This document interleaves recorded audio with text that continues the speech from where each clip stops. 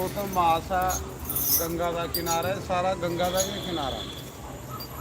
इत्थे कोई भी व्यर्थ गल नहीं करी। जे बड़ा शैल जो तुम भगवान का कीर्तन करा दो, उसके बाद मिगी दसो कि तुसें हर की पौड़ी नहाना या नीर धारा सामने बड़ी गंगा नहाना। ठीक है, फिर मेरे कन्नै चलियो। 6 बजे जाना, मेरे पिछे पिछे आते जाना। बड़ी गंगा के विच स्नान करने, इयै लिया कीर्तन थोड़ा जिहा उत्थे गंगा के किनारे करके सवेरे तुस सवेला चली जाना 5 बजे सारे। 5 बजे चाह इत्थे लब्भी जानी, तुसें चाह पीए स्नान करिए।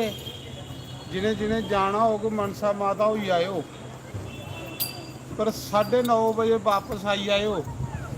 10 बजे कल इत्थे संतें का भंडारा है, संत सद्दे दे नाल असें उंदे दर्शन करियो साधुएं दे। ते तुसें 9:30 पौने 10 बजे से जिधर जिधर घूमना होगा कल घूमी लाओ। 5 बजे चली जाओ, उत्थे गंगा नहाओ। तो गंगा नहाइयो, और जेड़ा जेड़ा कोई तुसें खरीदना खरीदी लाओ। उप्पर माता जाना होग माता होई आयो। हूँ तुस सारे मेरे कन्नै चलो, नील धारा बड्डी गंगा च न्हौने, जेह्ड़ी स्हेई गंगा जित्थे महाराज न्हौंदे हे। महाराज कुत्थे न्हौंदे हे? नील धारा है नी भजन, साड़ा हारां वाला तुरदा जावे ते नील धारा कंढे कंढे। नील धारा जेह्ड़ी स्हेई गंगा, प्राकृतिक गंगा, प्राकृतिक गंगा होंदी जेह्ड़ी असली गंगा, ओह् नील धारा। कोई भी चीज़ परवानी होवे ते ओह् नील धारा गंगा च परवानी होंदी। घरा तुसें कोई लिआंदे दा फोटो, कोई दूआ, ओह् हर की पौड़ी नहीं परवाना, क्योंकि ये गंगा सुकाई ओड़दे न, इसी फिर साफ करते हैं। लेकिन नील धारा दी गंगा जेह्ड़ी ओह् बड्डी गंगा, विशाल गंगा, उत्थे परवानी चीज़। ये गंगा इन्हें साफ भी करनी होंदी, फिर सकानी होंदी। इस करिए बड्डी गंगा दे विच हुण स्नान करने, जियां इत्थे कीर्तन करा दे हो, इयां उत्थे बेहियै कीर्तन करके कोई घंटा,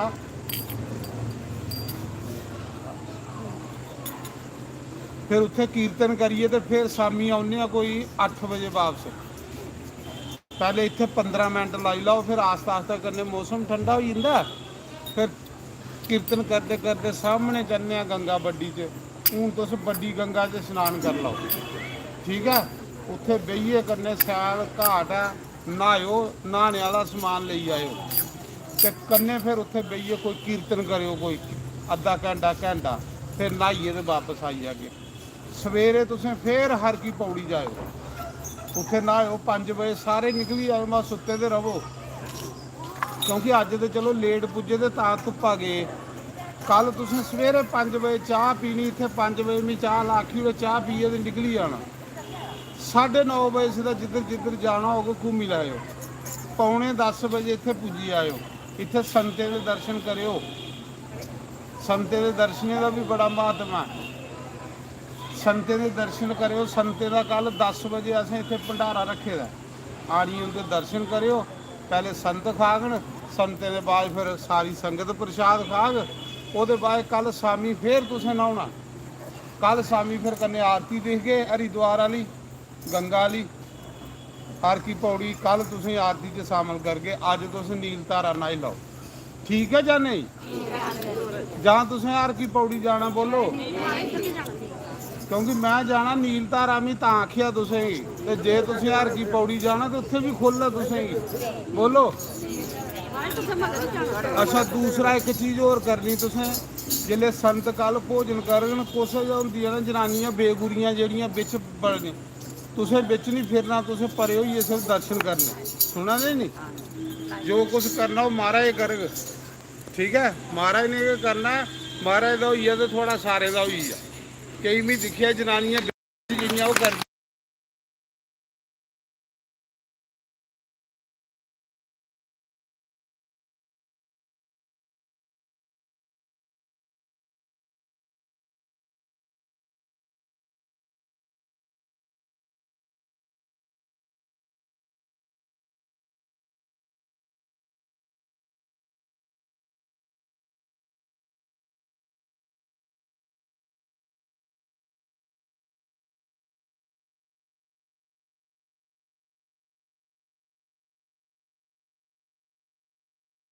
आओ ये 11 मिनट 6 बजे पूरे चली पौने चाह पी ली सारे तो फिर मेरे कन्ने आस्ता आस्ता आते जाओ राम राम करते चलने उत्थे बइये कीर्तन करने ढोलकी ले लाओ उत्थे कीर्तन गंगा के किनारे करके कन्ने गंगा बगा दी है साफ सुथरा घाट है बड़ी सोहनी बड़ी गंगा उत्थे बड़ी गंगा के दर्शन करो बड़ी गंगा के सही गंगा बाकी गंगा ਜਿਹੜੀਆਂ ने कड्डी ਦੀਆਂ ने वो गंगा जी प्राकृतिक गंगा असली गंगा बोलो सांझे दरबार की तो हूँ करो थोड़ा कीर्तन भगवान का 11 मिनट कीर्तन कर लो फिर चलिए फिर प्रसाद बस कर बड़ा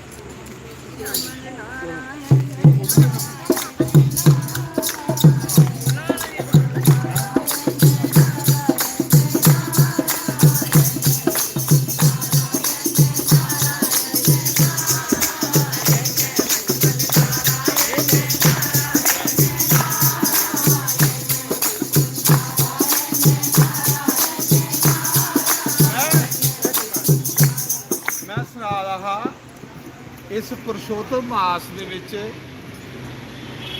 गंगा ਦਾ जल 33 दिन ਅੰਮ੍ਰਿਤ ਬਣੇਦਾ ਇਹਦਾ ਬੜਾ ਪੁੰਨ ਹੈ ਬੜਾ ਮਾਤਮ ਇੰਨੀਆਂ ਤੇ ਦੱਸਦਾ ਬਈ ਇੱਕ ਵਾਰੀ ਰਾਮ ਆਖਣੇ ਕੰਨੇ 1000 ਗੁਣਾ ਫਲ ਮਿਲਦਾ 1000 ਵਾਰੀ ਰਾਮ ਆਖਣੇ ਦਾ ਬਰਾਬਰੀ ਹੋ ਜਾਂਦੀ ਹੈ ਪਰ ਇੱਥੇ ਗੰਗਾ ਦਾ ਕਿਨਾਰਾ ਇੱਥੇ 1000 ਨਹੀਂ ਹੋਈ ਜਾਣਾ ਇੱਥੇ ਕਰੋੜ ਗੁਣਾ ਹੋ ਜਾਣਾ ਤਾਂ ਵੀ ਆਖਾਂ ਥੋੜਾ ਕੀਰਤਨ ਕਰੋ ਤੇ ਪੁੰਨ ਖੱਟੋ इत्थे भी सुते दे रहे तो फायदा क्या बोलो सांझे दरबार की बोलो कीर्तन करो